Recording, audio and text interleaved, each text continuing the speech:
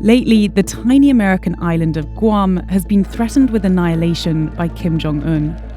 But it's already been overrun by a foreign enemy: brown tree snakes.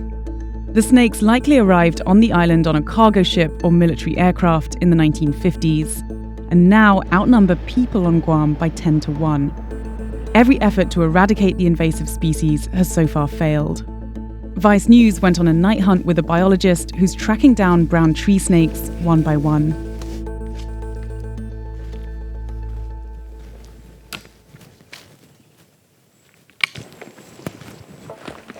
It's estimated here on Guam that there's anywhere between 1 to 2 million snakes. Guam has no native snakes, so the native animals had no way to react to such a predator. They didn't know what it was. So with no way to stop that snake, it just came in and spread over the entire island. So there are several species of birds that are no longer found here on Guam at all. All the ones that were here are gone. The forest just completely changed. All the native species are so much rarer now than they used to be. One of the things that we look for when we're looking for snakes is our light reflecting off of their shiny scales. It can be really difficult right after a rain because everything's shiny. This one's going to be super easy to catch. Yoink. Here on Guam, nobody likes the brown tree snake.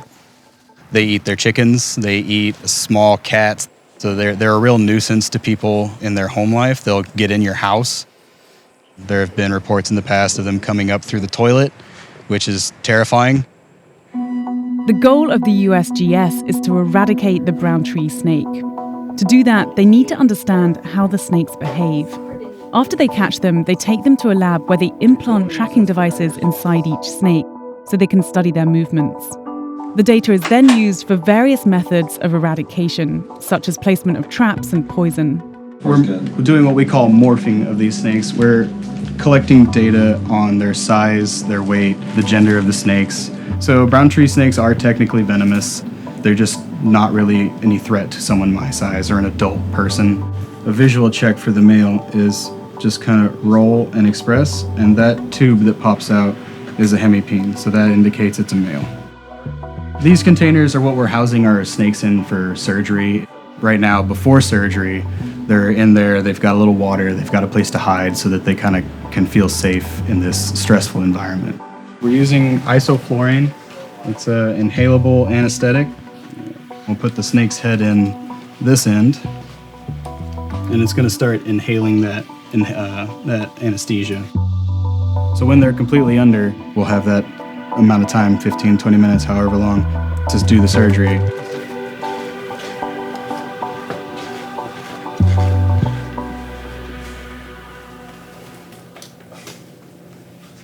And so I'll go ahead and start with a small incision.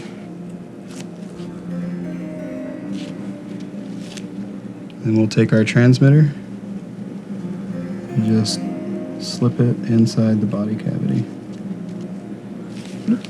Just like that. So the transmitter itself is less than 5% of the snake's total body weight. It has to be small enough that it's not going to add a significant amount of weight to the snake itself. We're ending the surgery by putting in a few sutures and closing the incision at the transmitter site. We're going to move the snake over to the recovery area. So I'm going to put this tube in the glottis and give it a couple of breaths. And this helps get any leftover isoflurane anesthesia out and simulate a breathing response in the snake. We'll monitor it for a while to make sure it starts breathing on its own again, and then early next week we'll let it go back into the wild where it was caught, and we'll start our telemetry study tracking them out in the wild.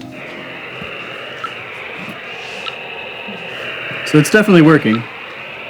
And you can hear, like, as we get farther away, it gets quieter and quieter.